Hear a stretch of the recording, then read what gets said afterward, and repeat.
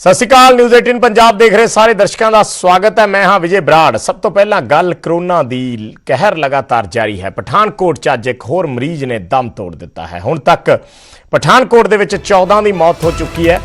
587 तक मौतों का आंकड़ा पहुंच चुका है। जलंधर च 80 ते संगरूर च 48 नवे मामले सामने आए ने। सो कोरोना लगातार अपने पैर पसार रहा है। 14 मरीजों की पठानकोट दे विच मौत हो चुकी है। अज एक होर मरीज ने दम तोड़िया है। कुल 14 मौतां हो चुकी ने। 587 ते पंजाब भर दे विच मौतां दा आंकड़ा पहुंच चुका है जिन्हां दी कोरोना की वजह नाल मौत हुई है। अज जलंधर दे विच 80 ते संगरूर दे विच 48 केस हुण तक रिपोर्ट किए गए ने। देर शाम पंजाब सरकार अपना मीडिया बुलेटिन जारी करेगी। उस तो बाद ਜਿਹੜੀਆਂ फिगर्स ने वो सामने आउणगीਆਂ कि अज पूरे दिन ਦੇ ਵਿੱਚ किन्ने केस सामने आए, किन्नी रिकवरी हुई। ये सारी डिटेल पंजाब सरकार ਦੇ मीडिया बुलेटिन च आएगी। उस तो बाद ਅਸੀਂ दर्शकों नाल साझी करांगे। पर ये पठानकोट तो ਜਿਹੜੀ अपडेट आई है कि एक मरीज ने दम तोड़िया है और कुल मौतां पठानकोट हुण तक 14 हो चुकी हैं।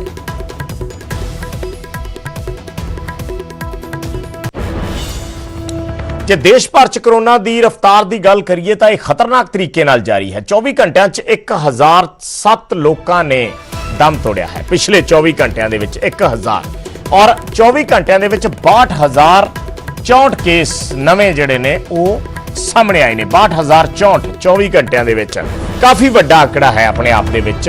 पर इस विचाले एक राहत भरी खबर भी यह है कि देश के 70% रिकवरी रेट पहुंच चुका है। यानी जे 24 घंटिया 62,000 केस सामने आ रहे ने तो 54,000 उस दे विचों रिकवर कर रहे हैं। 54,859 मरीज जिहड़े ने वो ठीक होए ने पिछले 24 घंटिया दे विच। सो 15 लाख तो ज्यादा मरीज हुण तक ठीक हो चुके ने और इस वेले पूरे हिंदुस्तान दे विच 6,34,945 एक्टिव केस ने। सो रिकवरी रेट काफ़ी चंगा है। जे मौत दर की गल करिए तो जो बाहरले देशों के विच कहर बचाया सी कोरोना ने वो तस्वीर हिंदुस्तान दे विच नज़र नहीं आ रही। हिंदुस्तान दे विच उस हद तक उस पद्धर तक ना तो लोग प्रभावित हो रहे हैं तो ना ही उन्होंने जाना जा रही ने जिवें बाहरले देशों के विच होया सी। सो हिंदुस्तान की जे आबादी के हिसाब नाल देखिए तो हुण तक 15,35,000 लोग ठीक हो चुके हैं। 6,34,945 एक्टिव केस ने पूरे हिंदुस्तान दे विच इस वेले। सो जे एक 130 करोड़ आबादी के हिसाब नाल देखा जाए तो अपने आप दे विच फिगर कुछ भी नहीं। और इस दे विच राहत भरी गल यह है कि 70% लोग जिहड़े ने वो रिकवर हो रहे हैं।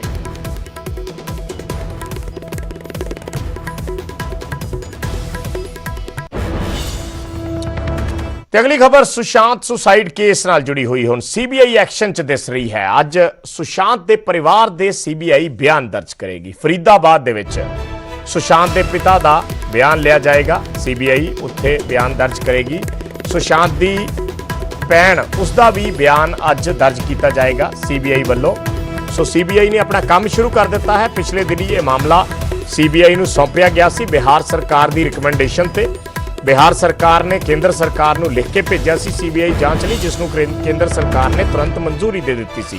और उस तो बाद हुण बड़ी तेजी नाल सीबीआई इस मामले दे विच अपनी कार्रवाई शुरू कर चुकी है, एक्शन च आ चुकी है। और अज सुशांत के परिवार के बयान दर्ज किए जाएंगे सीबीआई में।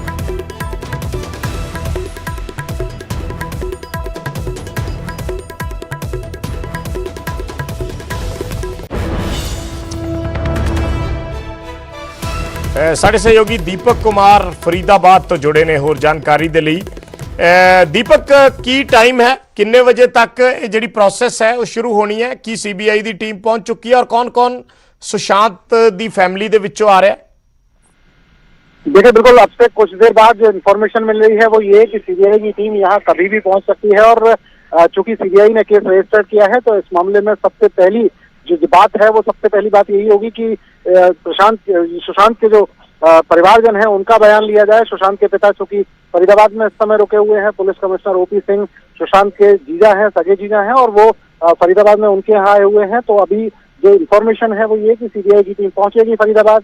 सुशांत के जो पिता है उनसे बात होगी, उनकी बहन से बात होगी और उम्मीद ये कि ओपी सिंह जो कि पुलिस कमिश्नर है फरीदाबाद के, उनसे भी बात की जाएगी। क्योंकि रिया ने जिस तरीके की बातें रखी थी सुप्रीम कोर्ट के सामने, जिसमें उन्होंने कहा था कि ओपी सिंह फायदा उठाने की कोशिश कर रहे हैं। ओपी सिंह ने पूरी तरह से इस मामले में ओपी सिंह पर उन्होंने आरोप लगाए थे। तो फिलहाल की कहानी यह है, चूंकि मामला दर्ज हो चुका है, तो अब फिलहाल यहाँ पहुंचेगी सीबीआई की टीम और उसके बाद जांच की कोशिश होगी, बात करने की कोशिश होगी। पहले इनके परिवार से बात की जाएगी और परिवार के बाद फिर अगले स्टेप पर चलेगी सीबीआई और उसके बाद बाकी लोगों से बातचीत करने की कोशिश करेगी। और यही हम देख रहे हैं पिछले कुछ दिनों से पूरे केस में ईडी पहले ही संज्ञान ले चुकी है। ईडी लगातार रिया से बात कर रही है। आज दूसरे दिन ईडी ने बुलाया था रिया को और उसके परिवारजनों को, इनसे बात करने की कोशिश हुई थी। और अब सीबीआई पूरी तरह से इस मामले में एक्टिव है, तो पूरी उम्मीद इस बात की कि जल्दी से जल्दी सीबीआई की टीम पहुंचे। और अब दिखाई दे रहा है कि सुशांत का जो केस है अब वो पूरी तरह से एक दिशा में बढ़ता हुआ नजर आ रहा है, क्योंकि ईडी अपने हिसाब से जांच कर रही है, सीबीआई अपने हिसाब से जांच कर रही है। अब देखना ये होगा कि निकल कर आखिर इसमें क्या आएगा, सीबीआई की टीम कब पहुंचेगी यहाँ। आमतौर पर हमने देखा है कि इस तरह के मामलों में जब सीबीआई की टीम पहुंचती है जाकर बयान दर्ज करेगी और उसके बाद यहाँ से चली जाएगी। तो फिलहाल हम भी इंतजार इस बात का कर रहे हैं कि सीबीआई की टीम। तो दीपक, काफी लंबा प्रोसेस ये हो सकता है, जैसे आमतौर पर सीबीआई की जो कार्यवाही रहती है वो काफी कहिए कि लंबा जो है प्रोसेस इनका होता है, तो आज भी काफी टाइम उसमें लग सकता है जब टीम पहुंचेगी उसके बाद भी इस पूरी पूछताछ। एक चीज देखिए कि सीबीआई जब किसी मामले की जांच करती है तो बिल्कुल तह तक जाने की कोशिश होती है। छोटे छोटे पॉइंट जिन पॉइंट्स पर किसी का ध्यान नहीं गया है उन पॉइंट्स की बाकायदा एक लिस्ट बनाई जाती है, सवाल बाकायदा बनाए जाते हैं और सवाल बनाने के बाद कोशिश होती है इस बात की कि छोटी से छोटी चीज दर्ज की जा सके, कोई भी चीज इसमें छूटे ना। अब जैसे कि यहाँ उनके पिता रुके हुए हैं, पिता से बात करने की कोशिश होगी कि लास्ट टाइम कब बात हुई थी, किस तरीके से बात हुई थी, रिया पर उन्हें किस तरीके से शक था, रिया के बाकी जो साथी हैं, जो परिवार के लोग हैं, उन पर उन्हें किस तरीके से शक था, लास्ट टाइम सुशांत की किस किस से बात हुई थी, क्या क्या हुआ था।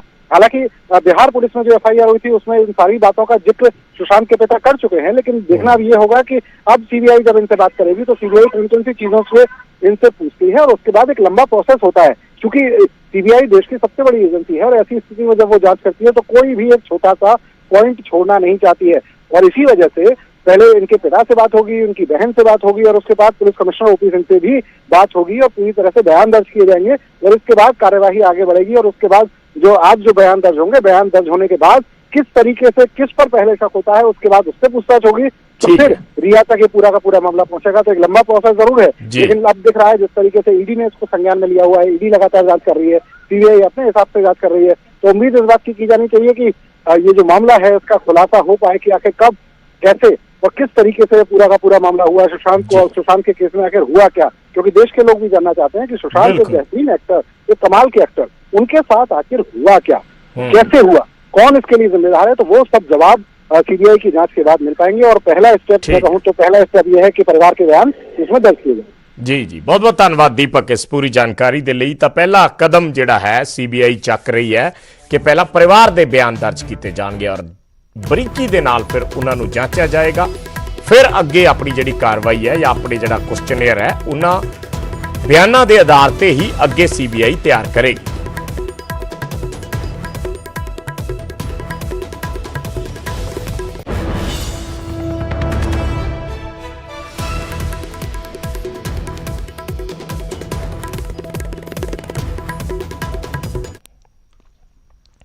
ਤੇ ਹੁਣ ਗੱਲ ਕਰਦੇ ਹਾਂ ਕਿਸਾਨ ਜਥੇਬੰਦੀਆਂ ਦੇ ਪ੍ਰਦਰਸ਼ਨ ਦੀ। ਕੇਂਦਰ ਦੇ ਖਿਲਾਫ ਕਿਸਾਨ ਜਥੇਬੰਦੀਆਂ ਦਾ ਪ੍ਰਦਰਸ਼ਨ ਲਗਾਤਾਰ ਜਾਰੀ ਹੈ। ਅੱਜ ਖੇਤੀ ਆਰਡੀਨੈਂਸ ਨੂੰ ਲੈ ਕੇ ਕਿਸਾਨ ਸੜਕਾਂ ਤੇ ਉਤਰੇ, ਵਿਧਾਇਕਾਂ ਦੇ ਘਰਾਂ ਦੇ ਘਿਰਾਓ ਦੀ ਕੋਸ਼ਿਸ਼ ਕੀਤੀ ਗਈ। ਦਰਅਸਲ ਕਿਸਾਨ ਵਿਰੋਧ ਵਜੋਂ ਇਹ ਰੋਸ ਮੁਜ਼ਾਹਰੇ ਕੱਢ ਰਹੇ ਨੇ, ਮੋਟਰਸਾਈਕਲ ਰੈਲੀਆਂ ਕੀਤੀਆਂ ਜਾ ਰਹੀਆਂ ਨੇ। ਕੇਂਦਰ ਸਰਕਾਰ ਦੇ ਨਵੇਂ ਪ੍ਰਸਤਾਵਿਤ ਬਿਜਲੀ ਸੋਧ ਬਿੱਲ ਦਾ ਵੀ ਵਿਰੋਧ ਇਸ ਦੇ ਵਿੱਚ ਸ਼ਾਮਿਲ ਹੈ। ਪਿਛਲੇ ਦਿਨੀ ਜੋ ਖੇਤੀ ਆਰਡੀਨੈਂਸ ਦੇ ਵਿੱਚ ਬਦਲਾਵ ਕੀਤਾ ਹੈ ਕੇਂਦਰ ਸਰਕਾਰ ਨੇ, ਉਸ ਦੇ ਵਿਰੋਧ ਦੇ ਵਿੱਚ, ਔਰ ਜਿਹੜਾ ਇੱਕ ਪ੍ਰਸਤਾਵਿਤ ਬਿਜਲੀ ਸੋਧ ਬਿੱਲ ਲਿਆਂਦਾ ਜਾ ਰਿਹਾ ਹੈ ਉਸ ਨੂੰ ਲੈ ਕੇ ਇਹ ਜਗ੍ਹਾ ਜਗ੍ਹਾ ਪ੍ਰਦਰਸ਼ਨ। 6 ਤਸਵੀਰਾਂ ਅਸੀਂ ਟੀਵੀ ਸਕਰੀਨ ਤੇ ਦਿਖਾ ਰਹੇ ਹਾਂ। ਬਠਿੰਡਾ, ਗੁਰਦਾਸਪੁਰ, ਫਰੀਦਕੋਟ, ਮੁਕਤਸਰ, ਪਟਿਆਲਾ, ਮੋਗਾ ਇਹ ਜਗ੍ਹਾ ਨੇ ਜਿੱਥੇ ਕਿਸਾਨਾਂ ਵੱਲੋਂ ਅੱਜ ਵੱਡੇ ਪੱਧਰ ਤੇ ਪ੍ਰਦਰਸ਼ਨ ਕੀਤੇ ਗਏ। ਕਿਸਾਨਾਂ ਨੇ ਲਗਾਤਾਰ ਕੇਂਦਰ ਸਰਕਾਰ ਦੇ ਖਿਲਾਫ ਮੋਰਚਾ ਖੋਲ੍ਹਿਆ ਹੋਇਆ ਹੈ। ਇਹ ਤਸਵੀਰਾਂ ਆਪਣੇ ਆਪ ਦੇ ਵਿੱਚ ਬਿਆਨ ਕਰ ਰਹੀਆਂ ਨੇ ਕਿ ਕਿਸ ਕਦਰ ਕਿਸਾਨ कोरोना के इस दौर के भी सड़कों पर उतरे ने अपनी गल रखने लैके, अपना प्रोटेस्ट, अपना विरोध जाहिर करने लैके। और दो चीज़ों पर विरोध जताया जा रहा है। खेती ऑर्डीनेंस जो बदलाव किया गया है, ECA एसेंशियल कमोडिटीज़ एक्ट के जो बदलाव किया है उसनू लैके, और दूसरा जोड़ा प्रस्तावित बिजली सोध बिल है उसनू लैके, इन्होंने दोनों के विरोध के किसानों का ਧਰਨਾ। 6 ਤਸਵੀਰਾਂ ਬਠਿੰਡਾ, ਗੁਰਦਾਸਪੁਰ, ਫਰੀਦਕੋਟ, ਪਟਿਆਲਾ, ਮੁਕਤਸਰ, ਮੋਗਾ।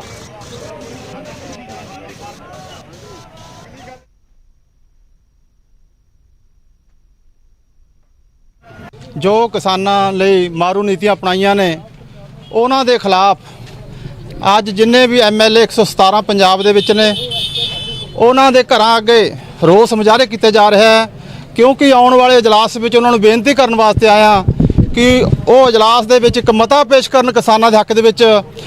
ਇਹ ਮਤਾ ਪੇਸ਼ ਕਰਨ ਵੀ ਜੋ ਕਿਸਾਨ ਪੰਜਾਬ ਦੇ ਵਿੱਚ ਕਿਸਾਨ ਮਾਰੂ ਨੀਤੀਆਂ ਅਪਣਾਈਆਂ ਜਾ ਰਹੀਆਂ ਨੇ, ਮੰਡੀਕਰਨ ਬੋਰਡ ਤੋੜਿਆ ਜਾ ਰਿਹਾ, ਹੋਰ ਐਰਾ ਵਗੈਰਾ ਕਈ ਸਾਡੇ ਐਸੇ ਨੁਕਸਾਨ ਕੀਤੇ ਜਾ ਰਹੇ ਕਿਸਾਨਾਂ ਦੇ, ਜੋ ਕਿਸਾਨ ਪਹਿਲੇ ਹੀ ਮਰਿਆ ਪਿਆ। ਕਿਸਾਨ ਸਦਾ ਲਈ ਆਪਣੇ ਪੈਰਾਂ 'ਤੇ ਖੜਾ ਨਹੀਂ ਹੋ ਸਕਦਾ।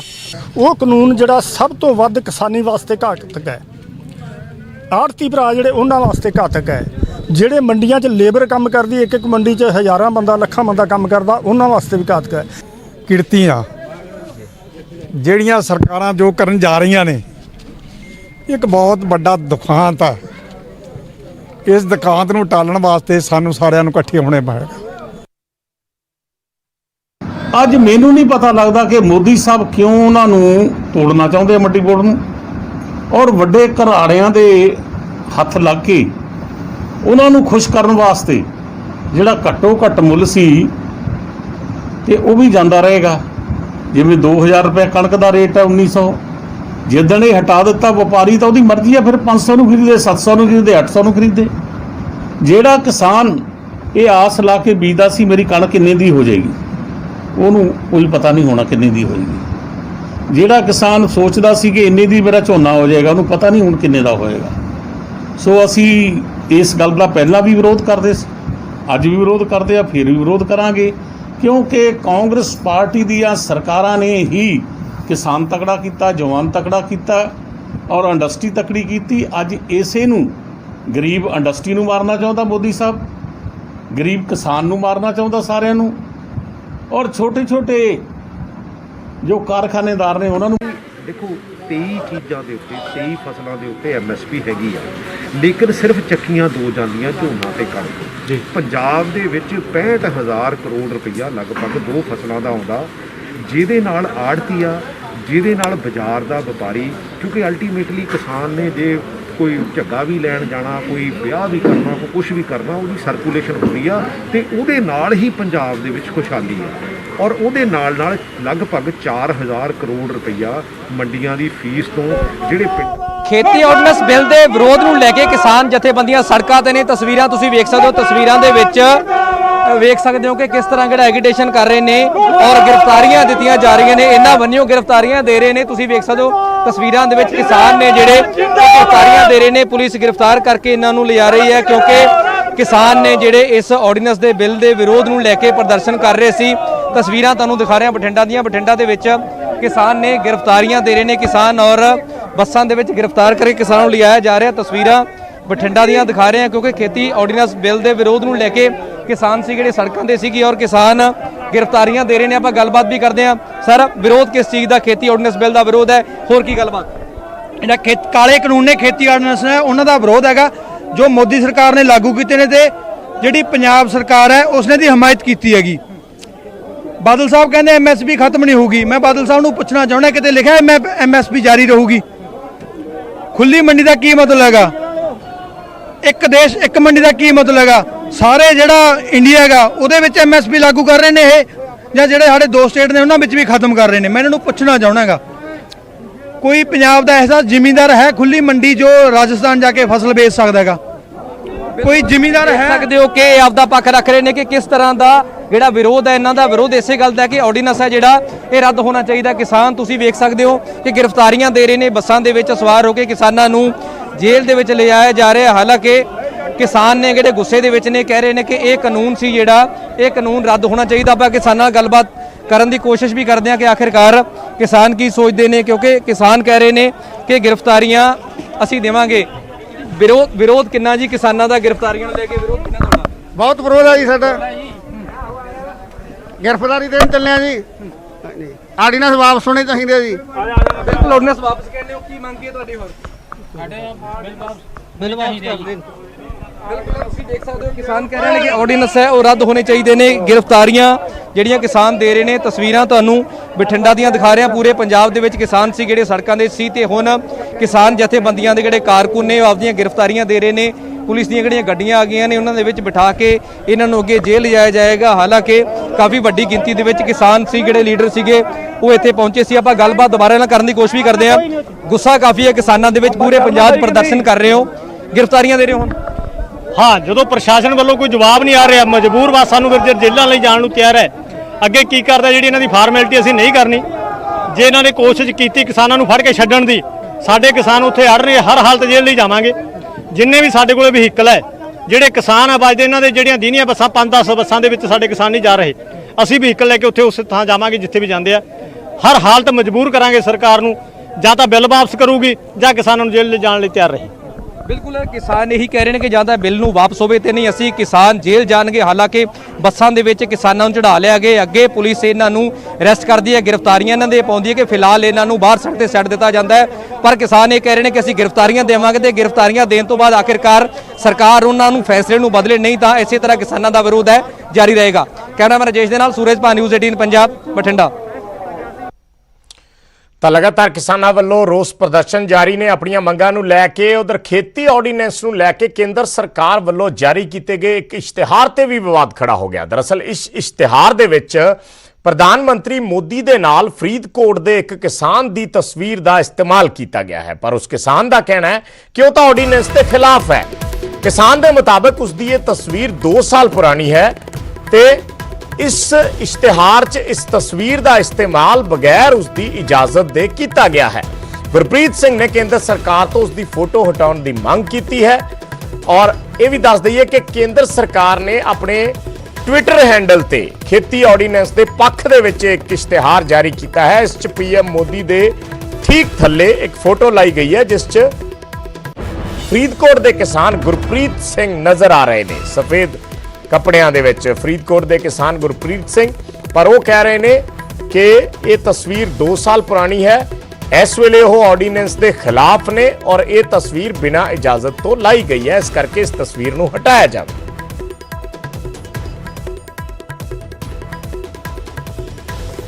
ਭਾਰਤ ਸਰਕਾਰ ਨੇ ਆਰਡੀਨੈਂਸ 3 ਜਾਰੀ ਕੀਤੇ ਆ। ਇੱਕ ਤਾਂ ਜਿਹੜਾ ਫਸਲਾਂ ਦਾ ਸਿੱਧਾ ਮਤਲਬ ਖੇਤਾਂ 'ਚੋਂ ਚੱਕਣ ਦੇ ਲਈ ਕਹਿ ਰਹੇ ਆ, ਦੂਜਾ ਵਪਾਰੀ ਨੂੰ ਕਹਿ ਰਹੇ ਵੀ ਜਿੰਨਾ ਮਰਜ਼ੀ ਸਟਾਕ ਇਕੱਠਾ ਕੀਤਾ ਜਾਵੇ, ਤੀਜਾ ਬਿਜਲੀ ਦੇ। ਇਹ ਤਿੰਨੇ ਆਰਡੀਨੈਂਸ ਜਿਹੜੇ ਕਿਸਾਨ ਵਿਰੋਧੀ ਆ ਤੇ ਇੱਕ ਕਿਸਾਨ ਹੋਣ ਦੇ ਨਾਤੇ ਮੇਰਾ ਫਰਜ਼ ਬਣਦਾ ਵੀ ਜਿਹੜਾ ਸਾਨੂੰ ਮਤਲਬ ਜਿਹੜੇ ਕਾਨੂੰਨ ਦੇ ਨਾਲ ਸਾਡਾ ਗਲਾ ਘੁੱਟਿਆ ਜਾ ਰਿਹਾ, ਉਸੇ ਕਾਨੂੰਨ ਦੀ ਐਡ ਵਾਸਤੇ ਉਹ ਇਸ਼ਤਿਹਾਰ ਮੇਰੇ ਖੇਤ ਦਾ ਇਸ਼ਤਿਹਾਰ ਲਾ ਕੇ ਉਸ ਦੇ ਪ੍ਰਸ਼ੰਸਾ ਕੀਤੀ ਜਾ ਰਹੀ ਹੈ। ਮੈਂ ਉਸ ਦਾ ਵਿਰੋਧ ਕਰਦਾ, ਭਾਰਤ ਸਰਕਾਰ ਨੂੰ ਬੇਨਤੀ ਕਰਦਾ ਵੀ ਉਸ ਇਸ਼ਤਿਹਾਰ ਤੋਂ ਮੇਰੀ ਫੋਟੋ ਹਟਾਈ ਜਾਵੇ। ਪਹਿਲੀ ਗੱਲ ਤਾਂ ਇਹ ਆਰਡੀਨੈਂਸ ਵਾਪਸ ਲਿਆ ਜਾਵੇ ਜੋ ਕਿਸਾਨ ਵਿਰੋਧੀ ਆ।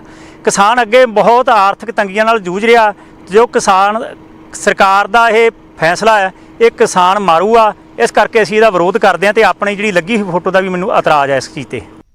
ਦੇਖੋ, ਜਦੋਂ ਇਸ ਤਰ੍ਹਾਂ ਦਾ ਕਿਸਾਨ ਜਿਹੜਾ ਤੁਸੀਂ ਆਪ ਦੱਸ ਰਹੇ ਹੋ ਕਿ ਬਹੁਤ ਅਗਾਂਹ ਵਧੂ ਕਿਸਾਨ ਆ, ਜਿਹਨੂੰ ਹਰ ਟੈਕਨੀਕ ਦਾ ਪਤਾ ਹੈਗਾ, ਜਿਹੜਾ ਮਾਡਰਨ ਤਕਨੀਕ ਅਪਣਾ ਕੇ ਖੇਤੀ ਕਰਦਾ, ਜੇਕਰ ਉਹ ਪੜ੍ਹਿਆ ਲਿਖਿਆ ਕਿਸਾਨ ਜਿਹੜਾ ਹੈਗਾ ਇਹਨਾਂ ਆਰਡੀਨੈਂਸਾਂ ਦਾ ਵਿਰੋਧ ਕਰਦਾ ਹੈਗਾ, ਉਹਦੀ ਫੋਟੋ ਗਲਤ ਲਾਈ ਗਈ ਆ, ਮੈਂ ਸਮਝਦਾ ਦੇਸ਼ ਦੇ ਪ੍ਰਧਾਨ ਮੰਤਰੀ ਸਾਹਿਬ ਨੂੰ, ਦੇਸ਼ ਦੇ ਖੇਤੀਬਾੜੀ ਮਿਨਿਸਟਰ ਨੂੰ ਤੁਰੰਤ ਜਿਹੜੀ ਮਾਫੀ ਮੰਗਣੀ ਚਾਹੀਦੀ ਹੈ, ਤੁਰੰਤ ਉਹਨਾਂ ਦੀ ਫੋਟੋ ਹਟਾਉਣੀ ਚਾਹੀਦੀ ਉਸ ਤੋਂ। ਕਿਉਂਕਿ ਜੇ ਉਸ ਤਰ੍ਹਾਂ ਦੇ ਲੋਕ ਜਿਹੜੇ ਸਿਆਣੇ ਨੇ, ਜਿਹੜੇ ਬੜੇ ਅੱਛੇ ਪੜ੍ਹੇ ਲਿਖੇ ਲੋਕ ਨੇ, ਜੋ ਇਸ ਚੀਜ਼ ਦਾ ਵਿਰੋਧ ਕਰਦੇ ਤਾਂ ਇੱਥੋਂ ਪਤਾ ਲੱਗਦਾ ਕਿ ਪੰਜਾਬ ਦਾ ਬੱਚਾ ਪੰਜਾਬ ਦਾ ਕਿਸਾਨ ਜਿਹੜਾ ਹੈਗਾ ਇਹਨਾਂ ਆਰਡੀਨੈਂਸਾਂ ਦਾ ਵਿਰੋਧ ਕਰਦਾ ਹੈਗਾ। ਸੋ ਮੈਂ ਸਮਝਦਾ ਜਿਹੜੀ ਉਹ ਫੋਟੋ ਲਾਈ ਹੈਗੀ ਇਹਨਾਂ ਆਰਡੀਨੈਂਸਾਂ ਤੇ ਤੁਰੰਤ ਜਿਹੜੀ ਰਿਮੂਵ ਕਰਨੀ ਚਾਹੀਦੀ। ਤੇ ਉਧਰ ਸ਼ਰਾਬ ਕਾਂਡ ਤੇ ਵੀ ਲਗਾਤਾਰ ਹੱਲਾ ਜਾਰੀ ਹੈ। ਸ਼ਰਾਬ ਕਾਂਡ ਤੇ ਚੌਥੇ ਦਿਨ ਸ਼੍ਰੋਮਣੀ ਅਕਾਲੀ ਦਲ ਨੇ ਫਿਰ ਹੱਲਾ ਬੋਲਿਆ। ਚੰਡੀਗੜ੍ਹ 'ਚ ਅਕਾਲੀ ਦਲ ਦੇ ਸੀਨੀਅਰ ਆਗੂ ਸ਼ਰਨਜੀਤ ਢਿੱਲੋਂ ਦੀ ਅਗਵਾਈ ਦੇ ਵਿੱਚ ਪ੍ਰਦਰਸ਼ਨ ਹੋਇਆ। ਰਾਜ ਭਵਨ ਵੱਲ, ਗਵਰਨਰ ਹਾਊਸ ਵੱਲ ਕੂਚ ਕਰਨ ਦੀ ਕੋਸ਼ਿਸ਼ ਕੀਤੀ ਗਈ। ਚੰਡੀਗੜ੍ਹ ਪੁਲਿਸ ਨੇ ਰੋਕਿਆ। ਅਕਾਲੀ ਕਾਰਕੁਨਾਂ ਤੇ ਪੁਲਿਸ ਦੇ ਵਿਚਾਲੇ ਜੰਮ ਕੇ ਧੱਕਾ ਮੁੱਕੀ ਹੋਈ। ਕਈ ਅਕਾਲੀ ਆਗੂਆਂ ਨੂੰ ਪੁਲਿਸ ਨੇ ਉਠਾ ਕੇ ਹਿਰਾਸਤ ਦੇ ਵਿੱਚ ਲੈ ਲਿਆ। ਸ਼ਰਾਬ ਕਾਂਡ ਦੀ ਜਾਂਚ ਸੀਬੀਆਈ ਜਾਂ ਹਾਈ ਕੋਰਟ ਦੇ ਕਿਸੇ ਮੌਜੂਦਾ ਜੱਜ ਤੋਂ ਕਰਵਾਉਣ ਦੀ ਅਕਾਲੀ ਦਲ ਦਰਅਸਲ ਮੰਗ ਕਰ ਰਿਹਾ ਹੈ। ਇਹ ਅੱਜ ਦੇ ਪ੍ਰੋਟੈਸਟ ਦੀਆਂ, ਧਰਨੇ ਪ੍ਰਦਰਸ਼ਨ ਦੀਆਂ ਤਸਵੀਰਾਂ ਨੇ, ਜਦੋਂ ਖਿੱਚ ਕੇ ਚੰਡੀਗੜ੍ਹ ਪੁਲਿਸ ਅਕਾਲੀ ਵਰਕਰਾਂ ਨੂੰ ਧਰਨੇ ਤੋਂ ਲਿਜਾ ਰਹੀ ਹੈ। ਜਿਹੜੇ ਧਰਨੇ ਤੇ ਬੈਠੇ ਸੀ ਉਹਨਾਂ ਨੂੰ ਚੰਡੀਗੜ੍ਹ ਪੁਲਿਸ ਇਸ ਧਰਨੇ ਤੋਂ ਉਠਾ ਕੇ ਲੈ ਕੇ ਗਈ। ਰਾਜ ਭਵਨ ਦੇ ਬਾਹਰ ਦੀਆਂ ਇਹ ਤਸਵੀਰਾਂ ਨੇ।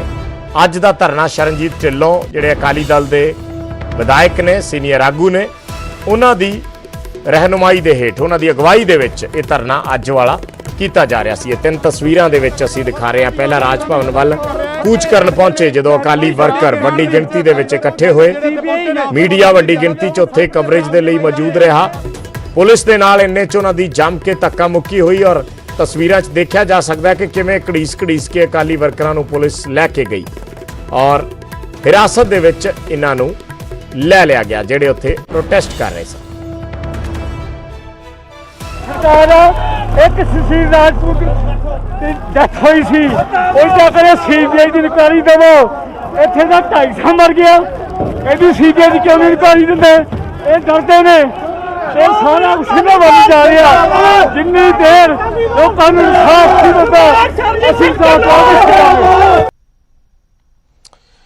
ਤੇ ਉਧਰ ਕੈਪਟਨ ਸਰਕਾਰ ਖਿਲਾਫ ਅੱਜ ਬੀਜੇਪੀ ਵੀ ਸੜਕਾਂ ਤੇ ਉਤਰੀ। ਬੀਜੇਪੀ ਐਸਸੀ ਮੋਰਚੇ ਵੱਲੋਂ ਪ੍ਰਦਰਸ਼ਨ ਕੀਤਾ ਗਿਆ। ਸ਼ਰਾਬ ਕਾਂਡ ਨੂੰ ਲੈ ਕੇ ਬੀਜੇਪੀ ਨੇ ਇਹ ਮੋਰਚਾ ਖੋਲ੍ਹਿਆ ਹੈ। ਪੀੜਿਤ ਪਰਿਵਾਰਾਂ ਨੂੰ ਉਹਨਾਂ ਕਿਹਾ ਹੈ ਕਿ ਨੌਕਰੀ ਦਿੱਤੀ ਜਾਵੇ ਔਰ ਮੁਆਵਜ਼ੇ ਦੀ ਰਕਮ ਦੇ ਵਿੱਚ ਵੀ ਵਾਧਾ ਕਰਨ ਦੀ ਬੀਜੇਪੀ ਮੰਗ ਕਰ ਰਹੀ ਹੈ। ਮੁਲਜ਼ਮਾਂ ਦੇ ਖਿਲਾਫ ਧਾਰਾ 302 ਦੇ ਤਹਿਤ ਕੇਸ ਦਰਜ ਹੋਵੇ, ਇਹ ਵੀ ਉਹਨਾਂ ਵੱਲੋਂ ਮੰਗ ਰੱਖੀ ਗਈ ਹੈ।